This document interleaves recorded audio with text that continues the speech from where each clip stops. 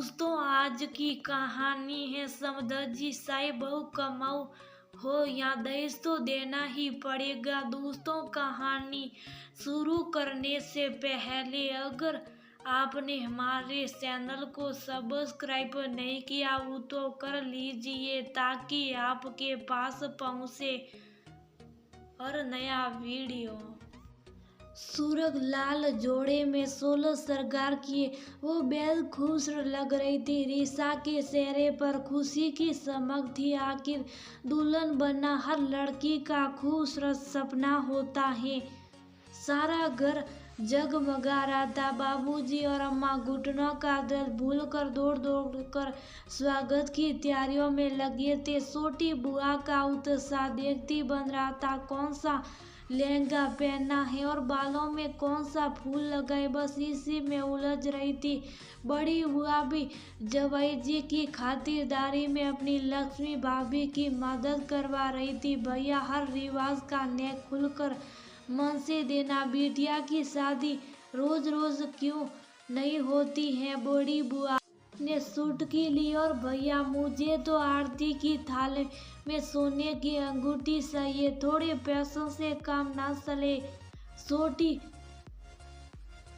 बुआ ने भी मन की बात बोल दी। दोनों बहनें चिंता मत करो, जो चाहोगी वही ही दूंगा। रीसा की शादी बस अच्छे से हो जाए। माथे पर आई चिंता की लकीरों को छुपाते हुए रमाकांत जी बोले और तैयारियों का जायजा लेने लगे। कहीं कुछ कमी तो नहीं रह गई। मेहमानों की आवाजाही बढ़ रही थी। घर में चहल पहल से कोना कोना गूंज रहा था। पड़ोसी और रिश्तेदारों की महिलाएं बैठकर ढोलक बजाकर आपस में हंसी ठिठोली कर रही थी।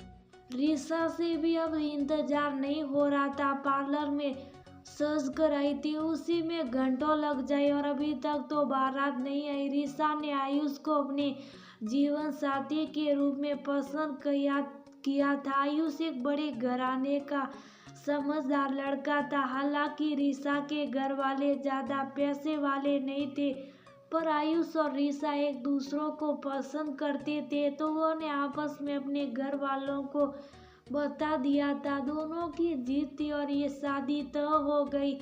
आयुष के नाम की मेहंदी रीसा ने अपने हाथों में सजाई थी और एक दूसरे के प्यार की हल्दी तन मन पर सट चुकी थी। बैंड बाजे की आवाज से सभी घराती स्वागत के लिए तैयार हो गए। लक्ष्मी देवी आरती का थाल सजाकर फूलों से सजे तोरण द्वार पर पहुंची। दूल्हे को देखने की ललक सबकी आंखों में थी। बाराती झूमकर नाच रहे थे। आयुष भी शेरवानी में सजा धजा किसी राजा से कम नहीं लग रहा था। आयुष के पिताजी का चेहरा थोड़ा गंभीर था। उनके चेहरे पर बेटे की शादी की खुशी नजर नहीं आ रही थी। तोरण मारने के बाद आयुष अपने दोस्तों के साथ अंदर चला गया। उधर रमाकांत जी को आयुष के पिताजी ने कोने में बुलाया। समधी जी, अब तो दो परिवार एक होने वाले हैं, आपसे कुछ बात करने में कैसी शर्म। आपको तो पता है हमारा शहर में कितना नाम है, जिसका नाम होता है उसका दाम भी होता है। आपकी बेटी ने तुम्हारे बेटे को मुफ्त में ही पटा लिया, ऐसे थोड़ी होता है। अब फोन पर हम ये सारी बातें नहीं कर सकते तो सोचा आपको सामने ही बोल दो। हमें आपकी बेटी रीसा बहुत पसंद है, अच्छी संस्कारी बच्ची है, कमा भी लेती है, पर हमारे रिश्तेदारों और बाकी लोगों का क्या होगा, सब बातें बनाएंगे। हमें पता है आपके पास तो ज़्यादा पैसे नहीं हैं, पर रीसा के अकाउंट में तो होंगे। पिछले 7 सालों से वह नौकरी कर रही है, इतनी अच्छी तनख्वाह है, उसी में से कुछ मदद नकद दे देते तो ये शादी करवा देता, वरना मुश्किल होगी। साई बहू कमाऊ हो, दहेज तो फिर भी देना पड़ेगा। रमाकांत जी ये सब सुनकर हैरान रह गए।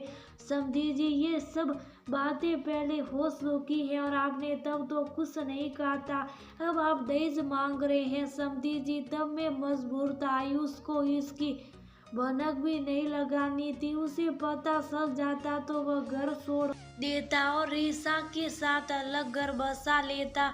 अब इकलौते बेटे को ऐसे ही तो हाथों से जाने नहीं दे सकते हैं। अब वादा करो, जैसे मैंने आयुष को कुछ ना बताया, आप भी आयुष को कुछ ना बताओगे तो ये शादी बिना रुकावट के हो जाएगी। समधी जी, मैंने आज तक अपनी बेटी की कमाई को हाथ नहीं लगाया है। ये शादी भी मैं अपने बलबूते पर कर रहा हूँ और रीसा की कमाई तो आगे फिर से आपके घर में रहेगी। रमाकांत जी हाथ जोड़कर बोले, ऐसा नहीं होता है। आजकल की कमाई बहुएं बड़ी चालाक होती हैं, आसानी से अपनी कमाई ससुराल वालों को नहीं देती हैं। वह अपना पैसा सिर्फ अपने पर ही खर्च करती हैं। आपके पास तो रीसा का डेबिट कार्ड भी होगा, तभी तो इतनी शान से शादी करे। थोड़ा पैसा निकाल कर मुझे भी दे दीजिए, मैं भी बहू की कमाई को छूकर देखूं। आयुष के पिताजी बोले।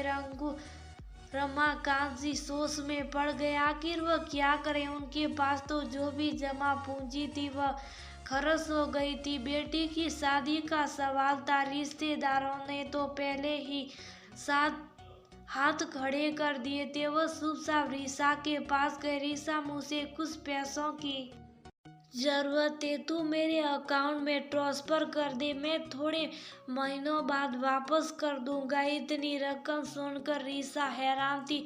आज तक पिताजी ने 1 रुपया नहीं मांगा। आज अचानक अपने पिताजी का उतरा चेहरा देखकर रीसा समझ गई, जरूर कुछ तो गड़बड़ है। सामने खड़े आयुष के पिताजी के चेहरे पर कुटिल मुस्कान थी। रीसा मंडप तक तो चली गई। कुछ रस्में शुरू हुई और जैसे ही फेरे पड़ने वाले थे, उसने आयुष से कहा कि मैं फेरे तभी लूंगी जब तुम मुझे अभी तक 10 लाख रुपए हाथ में दोगे। ये सुनते ही सब चौंकने हो गए। आखिर दुल्हन की ये शर्त अनोखी थी। आयुष भी हैरान हो गया।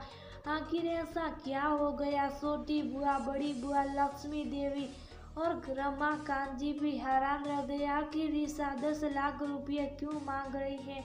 रीसा, मेरे पास जो भी है वह सब तुम्हारा ही तो है, फिर इस तरह पैसे क्यों? आयुष हैरानी से बोला। आयुष, मेरे पास भी जो है सब तुम्हारा है, फिर तुम्हारे पिताजी मेरे पिताजी से 10 लाख रुपए क्यों मांग रहे? वो कह रहे हैं बिना पैसों की ये शादी नहीं हो सकती है। मैं भी तुम्हारी तरह कमाऊ हूँ। मेरे पिताजी ने भी मेरी पढ़ाई और परवरिश पर उतना ही खर्च किया जितना तुम्हारे पिताजी ने किया, तो वह अलग से 10 लाख किस लिए मांग रहे?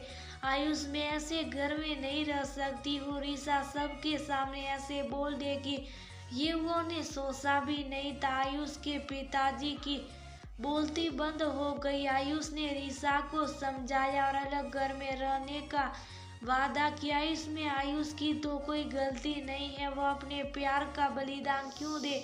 ये सोचकर रीसा फेरों के लिए तैयार हुई। दुल्हन बनकर रीसा अपने ससुराल पहुंची। वह सारे निकसार हुए और 1 सप्ताह बाद आयुष के साथ अलग घर में रहने लगी। आयुष के पिताजी को अपने अल्लासी स्वभाव की वजह से सजा भुगतनी पड़ी। अपने बेटे से भी अलग रहना पड़ा। हमेशा लड़कियों पर दोष लगाया जाता है कि वो ससुराल वालों के साथ रहना नहीं चाहती, पर क्या इसमें सारा दोष बहू का ही होता? अगर ससुराल वाले अच्छे से रखे और प्यार दे तो बहू कभी अलग होने की सोचेगी भी नहीं।